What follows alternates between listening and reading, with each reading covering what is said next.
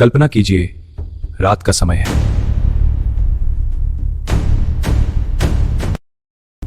चारों तरफ अजीब सी चुप्पी है, लेकिन यह शांति नहीं है।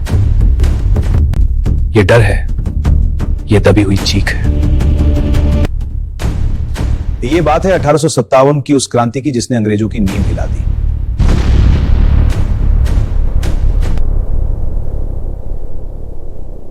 बहुत पहले एक कंपनी आई थी, नाम था ईस्ट इंडिया कंपनी। वे बोले, हमें सत्ता नहीं चाहिए, हमें तो सिर्फ व्यापार करना है। लेकिन धीरे धीरे उन्होंने अपनी सेना बनाई, अपने कानून बनाए, अपने किले खड़े किए।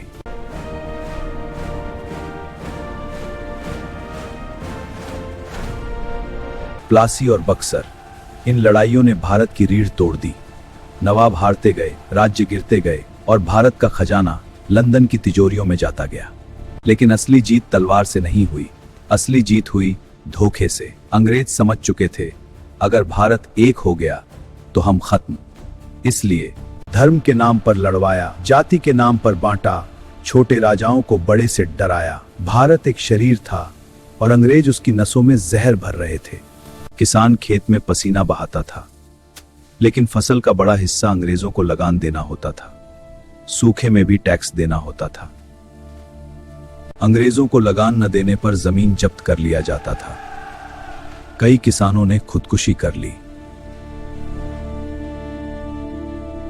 भारत का कपड़ा पूरी दुनिया में मशहूर था, लेकिन अंग्रेजों ने करघे तुड़वाए, हाथ काटने की अफवाहें फैलाईं, अंग्रेजी कपड़ा थोपा, लाखों कारीगर बेरोजगार हो गए। यह सिर्फ गरीबी नहीं थी, यह एक योजना थी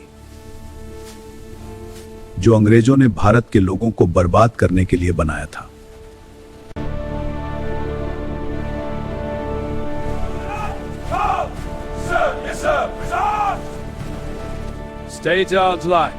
सबसे खतरनाक चाल, अंग्रेजों ने एक कानून बनाया, अगर राजा का बेटा नहीं है तो राज्य अंग्रेजों का हो जाएगा। इसी कानून से सतारा गया, नागपुर गया और फिर झांसी।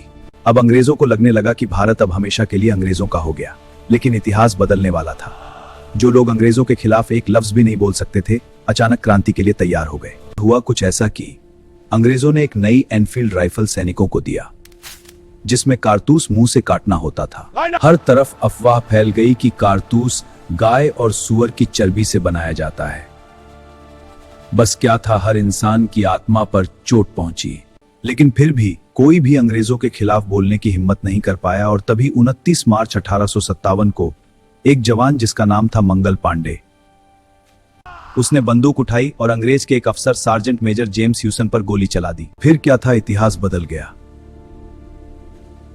लेकिन सभी भारतीय सैनिकों ने मंगल पांडे का साथ देने से मना कर दिया।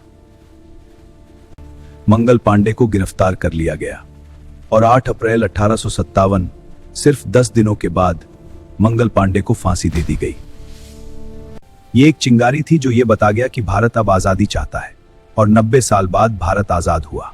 अगर आपको इतिहास की कहानी सुनना पसंद है और अपना ज्ञान बढ़ाना चाहते हैं तो चैनल को सब्सक्राइब करें, लाइक, कमेंट और शेयर भी जरूर करें।